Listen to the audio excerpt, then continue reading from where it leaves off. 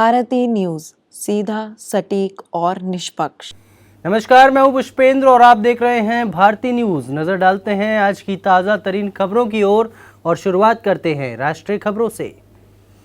केंद्रीय reserve police बल यानी सीआरपीएफ के 1400 से अधिक कर्मचारी के हटने के बाद सोमवार से संसद की सुरक्षा पूरी तरह से केंद्रीय औद्योगिक सुरक्षा बल यानी सीआईएसएफ के हवाले होगी और इसके 3300 से अधिक कर्मी आतंकवाद रोधी तथा अन्य सुरक्षा दायित्वों की जिम्मेदारी अपने हाथों में ले लेंगे। आधिकारिक सूत्रों ने कहा है कि सीआरपीएफ के पीडीजी ने शुक्रवार को परिसर से अपना पूरा प्रशासनिक और परिचालन अमला हटा लिया है।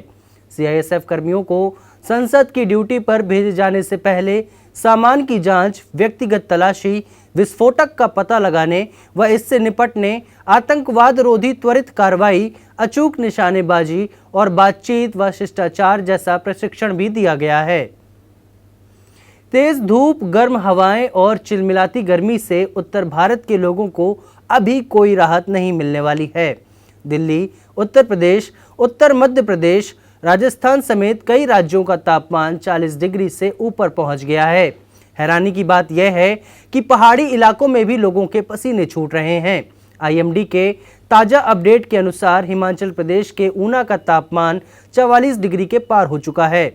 मौसम विभाग के अनुसार पंजाब, हरियाणा, चंडीगढ़, दिल्ली और राजस्थान, उत्तर प्रदेश, हिमाचल प्रदेश, मध्य प्रदेश, उड़ीसा, गुजरात, सौराष्ट्र और कच्छ के कुछ स्थानों में 22 से 23 मई के दौरान लू चलने की संभावना है। चुनावी मौसम में राजनीतिक दलों की ओर से लुभावने वादे तो किए ही जाते हैं, लेकिन कांग्रेस ने जो बड़े बड़े वादे किए हैं उसका आर्थिक आकलन आशंकित करता है।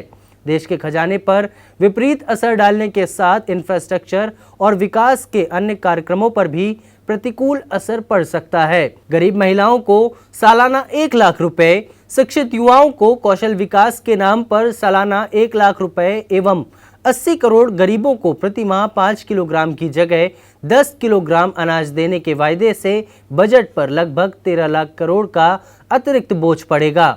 चालू वित्त वर्ष 2024-25 में सरकार पहले से ही विभिन्न सब्सिडी के एवज में 3.81 लाख करोड़ रुपए का वहन करेगी।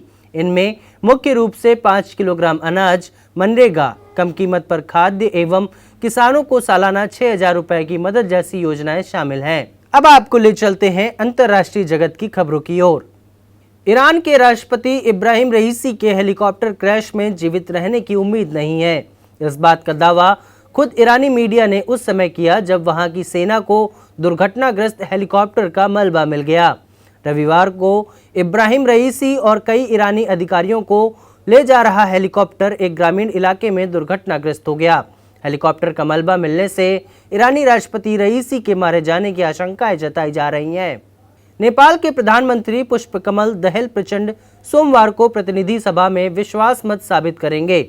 जनता समाजवादी पार्टी ने पिछले सप्ताह अपना समर्थन वापस ले लिया था। इसी कारण 25 दिसंबर 2022 को सत्ता संभालने वाले प्रचंड को 18 महीने के भीतर चौथी बार विश्वास मत हासिल करना पड़ रहा है। समर्थन दे रही जनता समाजवादी पार्टी विभाजित हो गई है। नेपाल के संविधान के अनुसार प्रधानमंत्री जिस पार्टी का प्रतिनिधित्व करते हैं उसके विभाजित या गठबंधन के किसी सदस्य के समर्थन वापस लेने की स्थिति में प्रधानमंत्री के लिए 30 दिन के भीतर विश्वास मत साबित करना अनिवार्य है। एक के बाद एक विश्वास मत में प्रचंड का समर्थन कम होता गया है। अब आपको ले चलते हैं व्यापार जगत की खबरों की ओर। भारतीय रिजर्व बैंक यानी आरबीआई द्वारा बैंक हॉलीडे लिस्ट जारी होती है। दूसरा, चौथा शनिवार और रविवार के अलावा क्षेत्रीय और राष्ट्रीय पर्व के मौके पर बैंक में छुट्टी रहती है।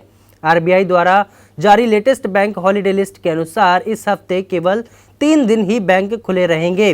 वहीं मुंबई में आज चुनाव के कारण एनएसई यानी नेशनल स्टॉक एक्सचेंज भी बंद रहा, जिसके चलते आज किसी भी तरीके का स्टॉक में लेन देन नहीं हो पाया। देश की निजी क्षेत्र की सबसे बड़ी ईंधन खुदरा कंपनी नायरा एनर्जी ने 2024 के कैलेंडर साल की पहली तिमाही में पेट्रोल की बिक्री में 48% की बढ़ोतरी दर्ज की है।